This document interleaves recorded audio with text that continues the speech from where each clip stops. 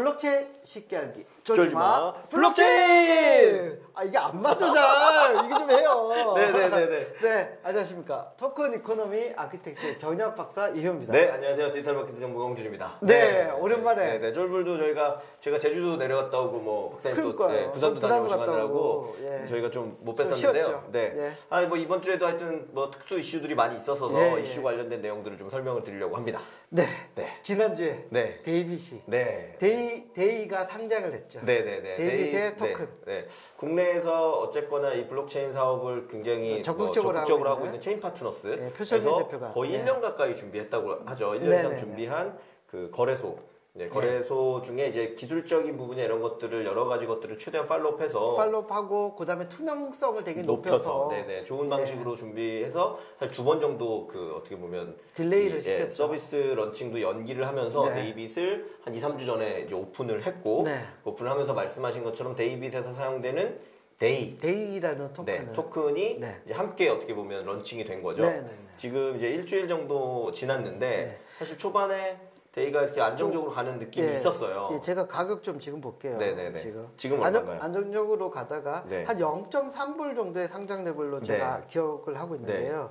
지금은 0.075불. 네, 그래서 그러니까 그 한 80원? 네, 정도? 70원, 80원. 네, 예, 그래서 80원 정도라고 이게 보시면 데이빗 됩니다. 거래소가 나왔고 뭐 사실 그 라인에서도 비트박스라는 거래소를 네. 오픈했고 네. 그러면서 요즘 이제 소위 말하는 어떻게 보면 그냥 다 큰 범주에서는 약간 네. 채굴형 거래소, 그러니까 채굴하는 것 자체에 리워드가 어느 정도 존재하는 방식이고 데이빗도 이제 비슷한 방식을 따랐습니다. 뭐 네. 저는 충분히 공감하는 이유는 후발주자로 등장을 했고 사람들을 처음에 참여시키게 하고 네. 유도하는 부분이 중요하니까요. 그래서 네. 초반에 이제 런칭을 하고 3, 4일 동안 이제 매출도 그러니까 거래액도 올라가고 좋았는데 네. 뭐 아시겠지만 이제 한 이틀쯤 전에, 2, 3주 전에 가격이 좀 큰 폭으로 하락하는 일이 예. 발생을 했습니다. 지난주 상장하고 나서 네. 이게 좀 가격이 네. 좀 약간 떨어지면서 네. 그래서 거래량도 영향을 네. 그래서 이제 받은 예를 상황이죠. 들면 뭐 한 예. 30%, 50% 정도까지는 또 이 아시다시피 이 네. 암호화폐 세계에서는 늘 일어날 수 있는 일이기 때문에 네. 근데 거의 뭐 70%, 80% 정도가 하루 이틀 사이에 폭락을 하게 되면서 네. 이제 이슈가 좀 발생을 했고 네. 그 이슈가 발생하면서 이제 여러 뭐 얘기들이 나왔습니다. 뭐 발생하고 뭐 기사가 됐으니까 말씀드리면 이제 어떻게 보면 암호화폐 이쪽 거래소든 아니 이런 부분에선 대부분 다 텔레그램이나 카톡방으로 운영을 네, 하고 그렇죠. 직접 커뮤니케이션을 많이 하는데 일단 표철민 대표가 이 방에서 이제 본인만 물론 나온 거긴 하지만 본인이 방장이어가지고 방장이었는데 본인이 나오게 됐고 카톡방 같은 경우는 이제 방장들이 나오게 되면 이제 방이 쉽게 얘기하면 소위 말하는 폐쇄되는 것처럼 되기 때문에 더 이상 그 방에 들어갈 수 없는 일이 발생을 했고 그런 것들이 아니 투명하고 적극적으로 커뮤니케이션하고 서비스 운영한다면서 이렇게 하는 게 말이 되냐고 하면서 이제 사람들의 어떤 뭐 불만이 극에 달하기도 하고 네. 아시겠지만 사실 암호화폐는 가격이 오르면 다들 즐겁고 행복하고요. 많이 떨어지게 되면 그거에 대한 이제 비난이나 블레임이 그렇죠. 많아지는 게 분명히 근데 사실이거든요. 표철민 대표가 워낙 뭐 방송 인터뷰도 많이 하고 네, 글도 그렇죠. 많이 쓰고 네, 해가지고 거의 뭐 네. 셀럽 그렇죠. 이라고 할 수 있거든. 적극적 한국에서는. 커뮤니케이션을 많이 했었기 예. 때문에 더 이슈가 됐던 것 예. 같고요. 그거에 관련해서 꽤 잘 정리해 놓은 혹은 이제 그 뭐랄까 투자자 입장 혹은 거래소를 이용하는 입장에서 이 퀘스천을 제기한 글이 있어서 제가 좋은 글이 있어서 하나 가져왔습니다. 스티밋에서 여기 보시면 LSH 이분 예전에도 저희가 한두 글 소개했던 적이 생각이 나요. 이 레벨 보시면 아시겠지만 63입니다. 엄청나게 높죠. 제가 60이거든요. 제가 수백 개를 썼는데 60이어서 63이면 굉장히 높은 거고. 저도 거의 뭐 100여 개 썼는데 58, 8인데 50대 후반부터는 이게 올라가질 않아요. 잘 안 올라가. 근데 63이면 엄청나게 글을 많이 쓰고 스티밋을 초기부터 이용하신 분인 거죠. 이분이 데이빗 거래소 말잔치에 가려진 것들 이라고 물론 이제 약간 너무 비판적인 내용이 있긴 하지만 저희가 좀 들어볼 만한 부분이 있기 때문에 제가 내용을 가져왔고요. 뭐 저도 화면으로 같이 보겠습니다. 네네네. 네. 그래서 이제 표철민 대표가 만든 거래소이고, 그러니까 사실 체인 파트너스가 만든 거래소고 표철민 대표 혼자 한 건 절대 아니지만 아까 이제 언론의 이제 주목이나 이런 걸 표철민 대표가 기본적으로 받고 보니까. 있었기 때문에,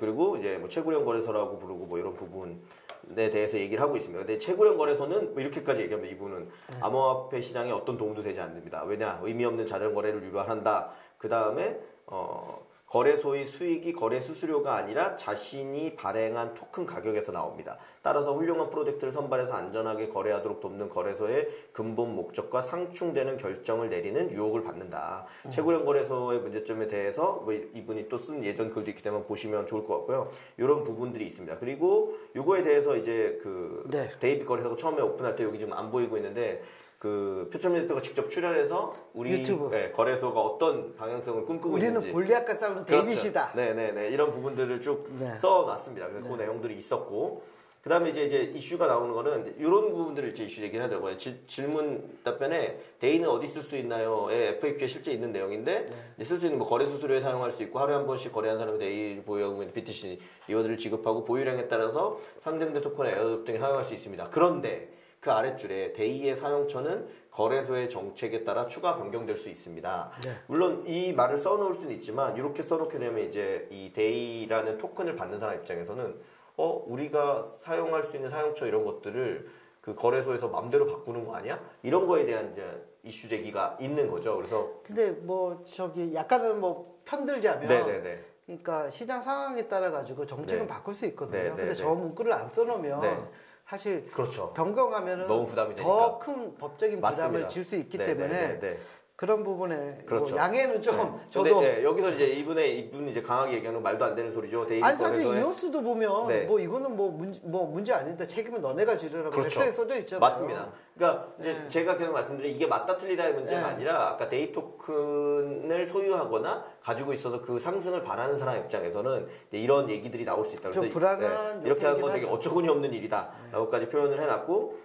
그 다음에 이제 나온 얘기들은 부분입니다. 여기 보면 데이빗이 상장비가 없는 투명하고 공정한 거래소인 거는 저는 이건 팩트인 것 같아요. 그 부분을 지향하고 있고 실제로 데이빗이 관련된 어떤 거래 내용이라든지 이런 것들을 다 공개하고 있고 실제 일적으로 리워드 받은 내용들 그 다음에 몇 명이 받아갔는지까지 다 알 수 있게 했기 때문에 그동안 나왔던 거래소들보다 훨씬 의미 있는 부분을 가지고 있고 그냥 있었던 최고령 거래소랑은 다른 여러 장점들이 있는 건 사실인 것 같습니다.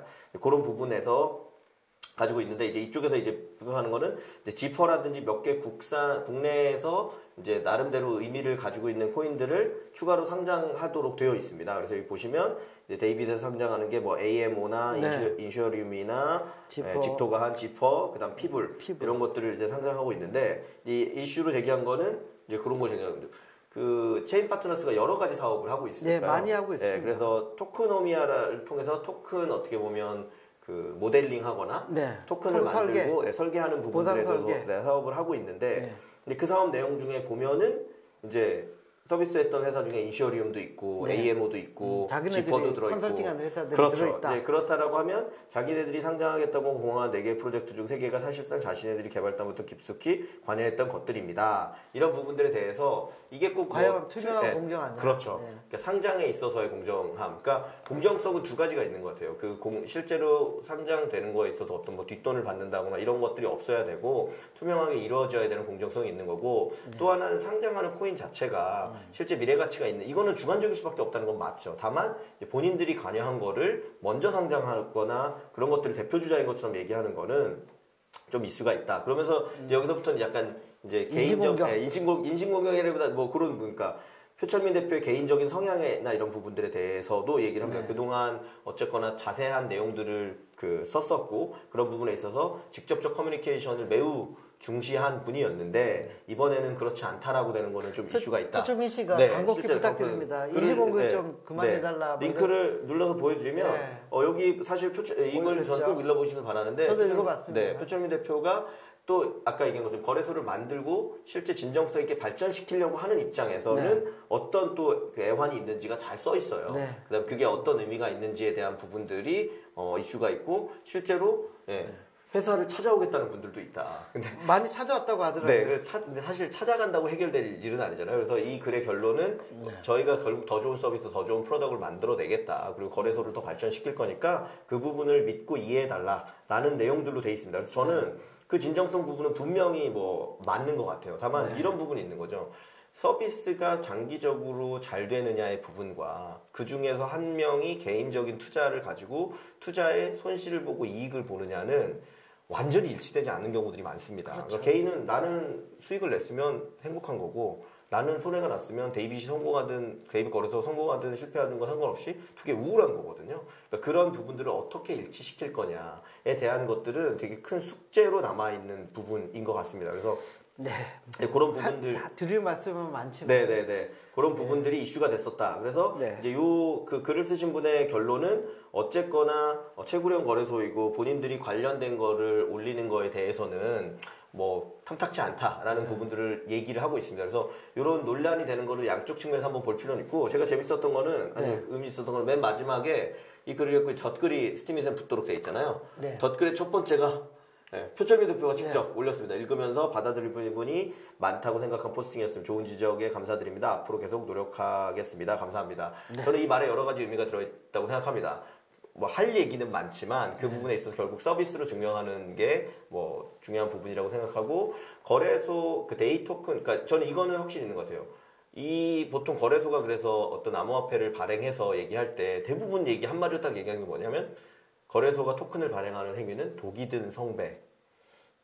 난 얘기를 하거든요. 제가 여기서 하나 말씀드리고 싶은 거는 사실 그 라인의 비트박스에도 실제로 그 LN 토큰 링크 코인이 발행돼 있으니까. 근데 저는 라인이 취한 거는 의미가 있다고 생각합니다. 왜 의미가 있다고 생각하냐면 기본적으로 자금을 직접 확보하고 그 지금 자금을 직접 확보한 것들을 충분히 유동성으로 가지고 있는 어떻게 보면 큰 이미 규모화된 회사가 진행을 한 거니까요. 근데 대부분 다른 거래소들은 사실 토큰을 발행하는데 그 토큰에 대한 하반 경직성이나 혹은 자금을 유지할 수 있는 형태는 못 돼 있는 벤처 혹은 스타트업 기업들이 이제 거래소를 만들게 되거든요. 그렇죠. 그런 부분에 있어서는 차이가 있을 수 있다라는 거를 또 우리가 고민해봐야 될 부분이라는 생각은 들고요. 그러니까 저는 뭐 이런 글들이나 표철민 대표의 대응이나 대의 그 가격의 좀 하락이나 이런 걸 보면서 진작에 좀 지난주든 지지난주든 고민이 전화해가지고 표 대표한테 얘기를 해줄까 해줬으면 어땠을까라는 생각이 들었는데 딱 두 가지예요. 상장을 한 달 더 늦춰라.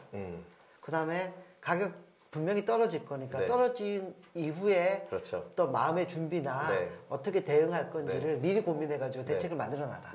그걸 미리 좀 얘기를 해주고 싶었는데 못 해줬습니다. 방송을 통해서라도 이 크립토 시장이 저는 너무 빨리 돌아가고 있기 때문에 또 예를 들면 어느 정도의 진정성이 100%의 진정성이냐. 진정성은 사실 또 누구나 가지고 있거든요. 그래서 그걸 우리가 함부로 재단하기 어렵다는 부분도 있고 이런 부분을 생각할 문제라는 생각이 들고 가장 저는 궁극적으로는 아까 말씀드린 것처럼 서비스나 어떤 프로젝트가 잘 되는 것과 그 안에 개인적인 투자의 관점에서 잘 되는 게 늘 일치될 수 있는 부분이 아닐 수 있기 때문에 실제로 서비스를 만드는 사람도 그에 대한 충분한 고민을 해야 될 것 같고요. 실제 투자하시거나 이거에 관계하시는 분들도 그런 부분이 늘 일치될 수 없을 수 있다는 거에 대해서 인정하고 받아들이는 부분이 필요할 것 같고요.